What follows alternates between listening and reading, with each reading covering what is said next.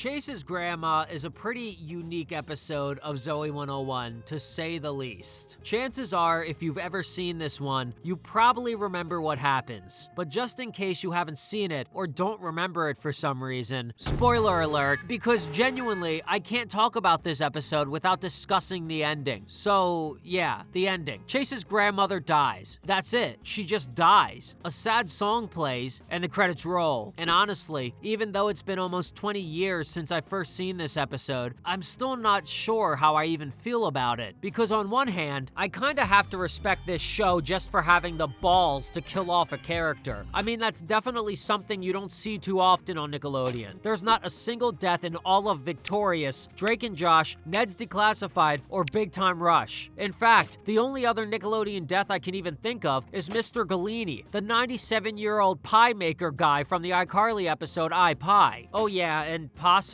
the clown from Nora's birthday party in I, Psycho? You know, Cramps? I don't know if it was ever confirmed he died, but he had an aneurysm, so it definitely wasn't looking good. So I do want to give Zoey 101 some credit for being bold enough to even touch on the topic of death, but at the same time, I can't give it too much credit because they didn't have the balls to kill off an actual on-screen character. Cause yeah, Chase's grandma, who the episode is named after, never actually appears on screen. You see a picture of her, but that's it. And that's a lot less heavy-hitting than it would have been if she had, I don't know, shown up for a visit, hung out around PCA with Chase. Maybe we got to see them bonding together and then she died? But no, that's not what we get. They pussied out from doing an episode that emotional. Instead, they half-assed it. Maybe not even half-assed. Maybe just a quarter of the butt cheek. I don't know. But regardless, you never see Grandma, and her death happens off screen. We're just told about it by Michael, which is also one of the biggest problems with this episode. The most basic principle of good storytelling is show don't tell, and this episode violates that rule entirely. Every single thing we're supposed to care about is something we don't get to see, and the characters just tell us that it happened. But even with its flaws, does this episode still deserve some praise for taking a risk and being brave enough to actually say the word died? Because hell, even Avatar: The Last Airbender, which was a show about a war, avoided saying the word died at all costs. I'm about to celebrate becoming an only child! I'll make sure your destiny ends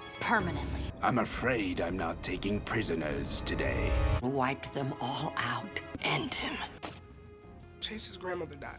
So today, we're gonna take a look back at Chase's grandma and decide once and for all whether this episode was bold and groundbreaking, or if it deserves to be buried. And also, I gotta give a quick shout out to everyone who requested this episode, but I specifically want to call out William Cruiser 2403, who made it his damn mission to request this episode on pretty much every public post I've made in the past 2 months. So yeah, I appreciate the dedication, and I appreciate what this episode means to a lot of you. As always, if you guys like this one, be sure to throw us a fat juicy like and maybe even subscribe. I might just throw my friend a hot bikini party and show up in a fucking bikini myself if you do. Follow me on Instagram and Twitter at AgroWasHere for a daily dose of nostalgia. And if you have any other episodes or shows you want me to cover, let me know in the comments. Alright, let's dive in.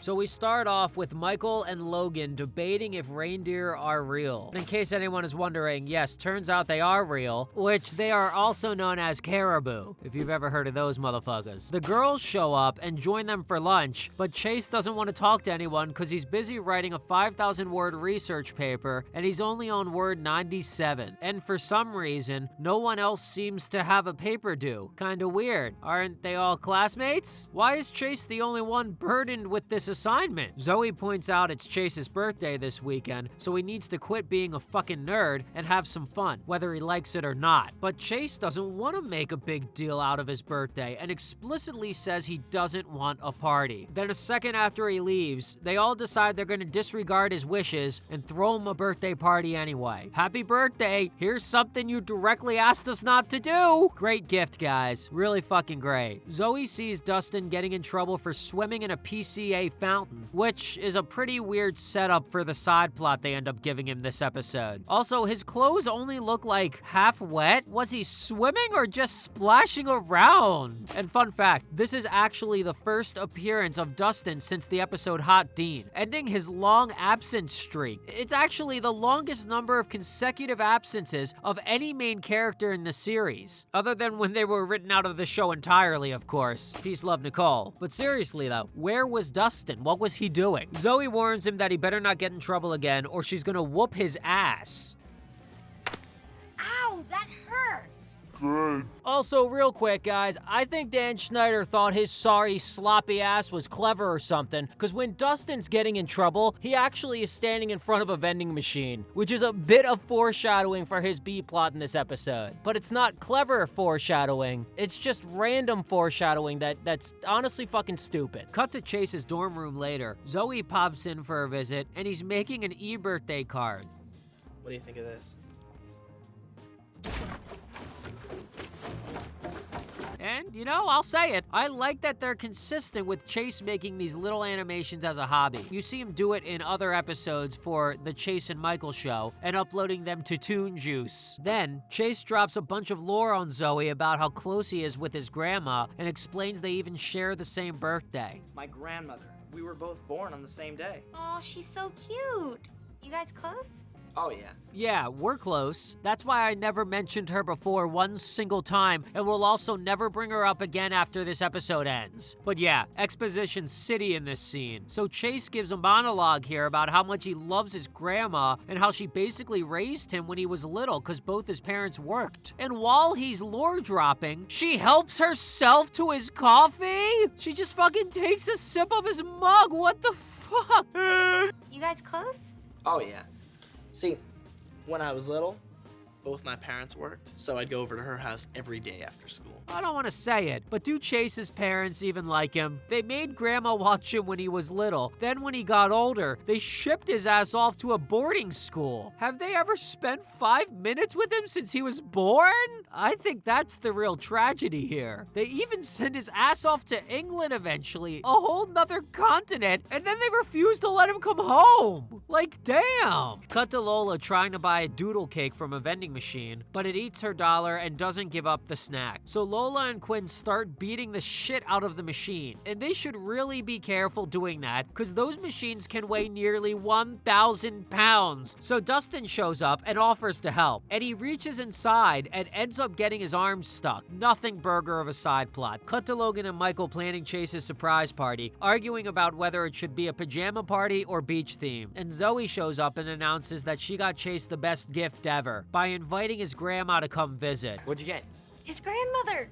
I called her. She's gonna fly in for the party. How did Zoey call Chase's grandma? Who gave her the phone number? Yeah, and I know you're all gonna say she looked it up in the yellow pages. The yellow pages, yellow pages, yellow pages. Fuck off with that shit. I don't want to hear the yellow pages brought up in the comments. You know why? Because Chase didn't even mention grandma's first name. And she might not even share the same last name as him depending on what side of the family she's on. How did Zoey find Granny? Come on. Also, if Chase was really so close with his grandma, you think he'd himself would invite her to come visit sometime, right? But whatever. They decide on pajama party, if you were wondering, because grandma in a bikini wouldn't go over too well with the PCA students, apparently. I, for one, would be leaning and rocking with that shit. You know what I'm saying? Throw it back, Granny. But no, they don't respect their elders.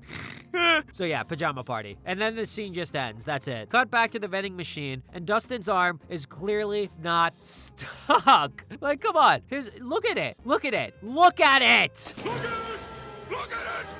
Look at it! It's not stuck. And they could have made it look a little bit better than that, dude. So they decide Quinn's gonna need some power tools to get Dustin's arm free. And in the meantime, they want to move the vending machine out of the public view so nobody gets in trouble. So they ask two buff-looking football guys for help moving it. And fun fact, the names of the two football players are Wiseman and Fleck, which is a reference to the two writers and directors who work with Dan Schneider named Adam Wiseman and Matt Fleckenstein. Cut to Chase working on his paper again at night when Zoey finds him in the darkness.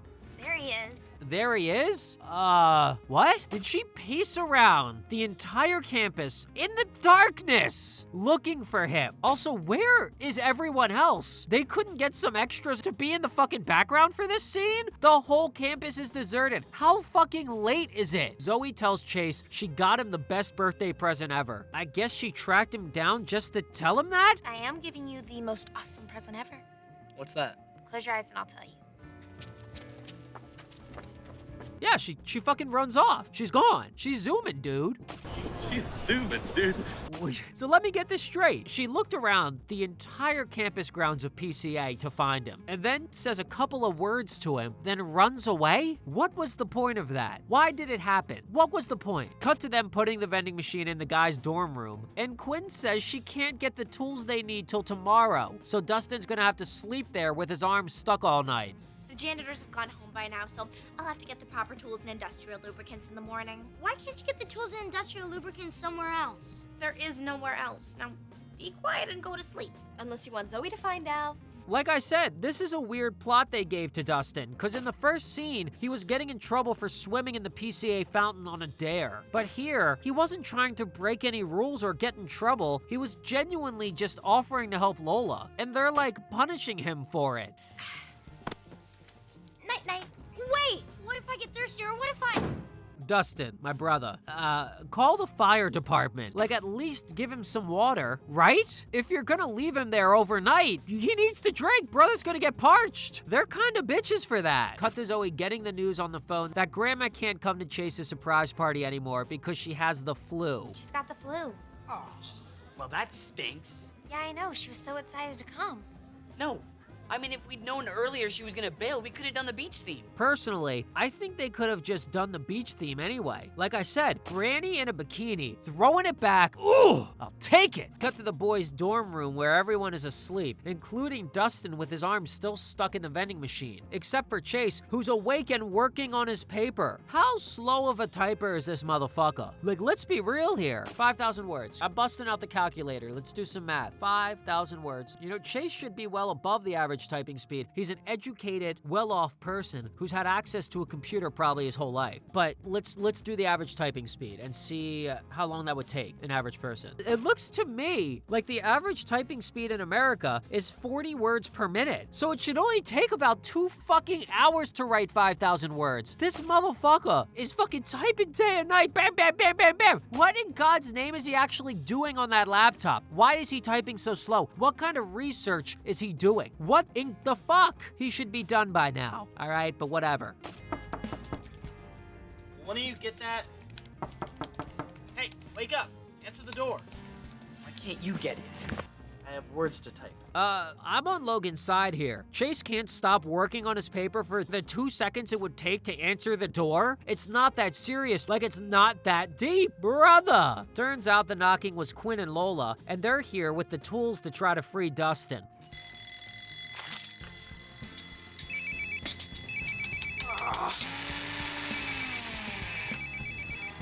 won't stop.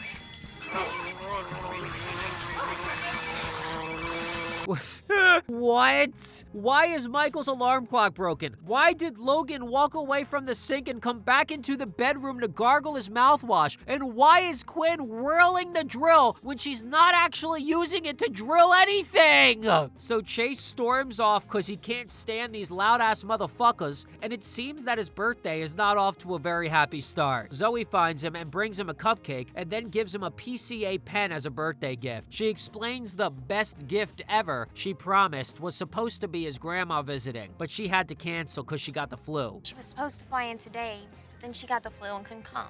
The flu? She said it's nothing.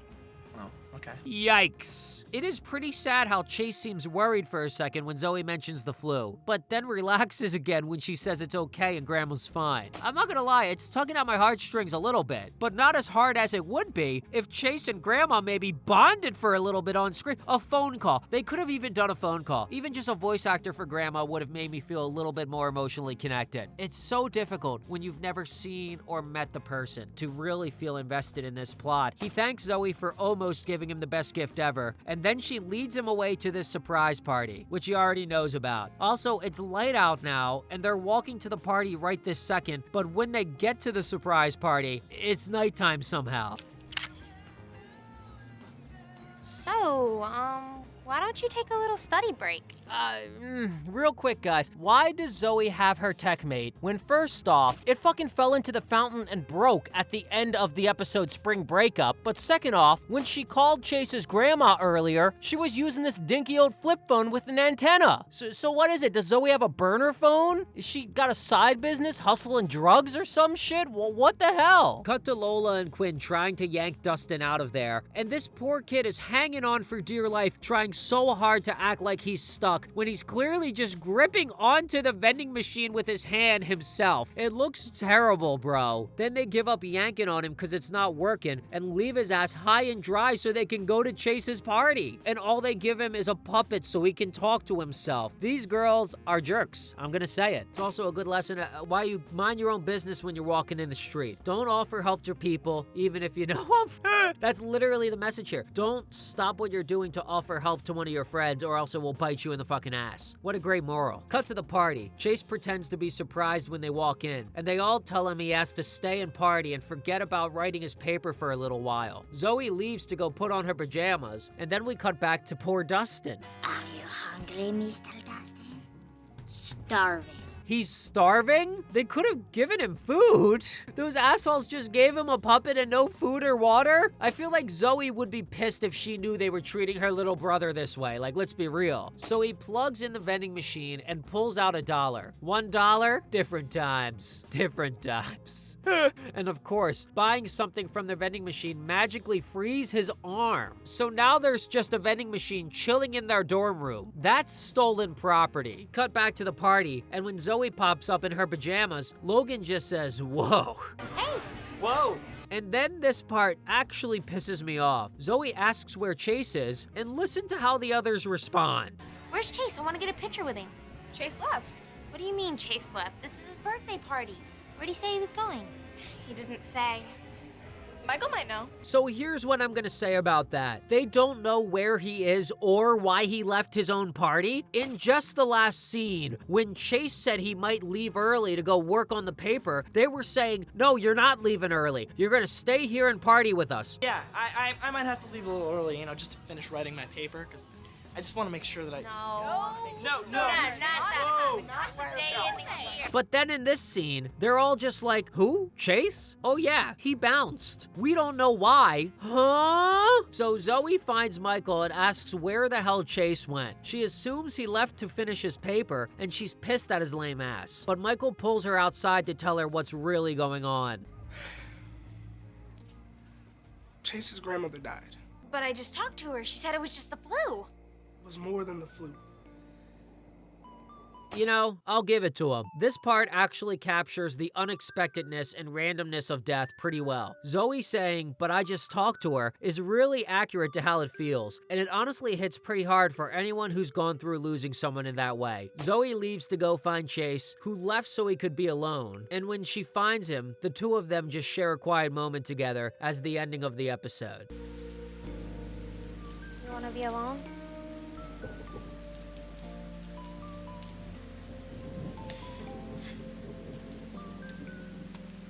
The song A Million Raindrops plays while Zoey comforts Chase in the rain. And I'll be honest, I looked so hard to find a full version of this song. I know it's a fake song made specifically for this episode, but that doesn't mean there can't be a full version. But apparently, there isn't one. I wasted my damn time, and it doesn't exist, okay? And that's it. That's how the episode ends. Death and sadness. Genuinely, it's unlike any other episode, so it's unique if nothing else. But my main issue with this episode is how much it breaks the show don't tell rule. We never see Chase's bond with his grandmother. He just tells us they're close. They could have shown him opening letters in the mail from her, or a little care package from her. They could have shown his phone ringing and his face lighting up, and him walking away from the group for a moment to take a phone call from her. Anything besides just him exposition dumping about how he and grandma are best friends. But you know what? Despite all that, the episode does make me feel some things. I'd be lying if I said I didn't. It makes me realize that I'm extremely blessed to even still have my grandma. And even though she lives kind of far away, I definitely gotta go bring my baby to meet her soon, because that's just a blessing. And this episode also makes me think of Miss Agro, my lovely fiance. She was a lot like Chase in this episode because her dad died very suddenly when she was just a kid and on her 10th birthday, you know? And she told me that seeing something similar happen to this character on TV made her feel a little less alone, like she wasn't the only one. So I'm kind of glad they decided to put Chase through this trauma because it ended up helping someone I love in real life, which is a lot more than I can say for pretty much any other episode of Dan Schneider's content that I've ever seen in my life. But enough of me yapping. What do you guys think of Chase's grandma? Is it a tearjerker for you, or do you think it's a pointless episode? Let me know how you're feeling in the comments, and let's kick it. And a big, respectful, thankful, and grateful shout out to the channel and Patreon members, the 3-star generals of the Agro Army. It may be 250 years of America, but we've got a lot of our own soldiers going 1 year strong and counting. So everyone else better watch out, because we're gonna ride into the sunset together one day. Not yet. If you're still here, that's awesome. Make sure you're subscribed and check out some other videos. All right, thanks for listening.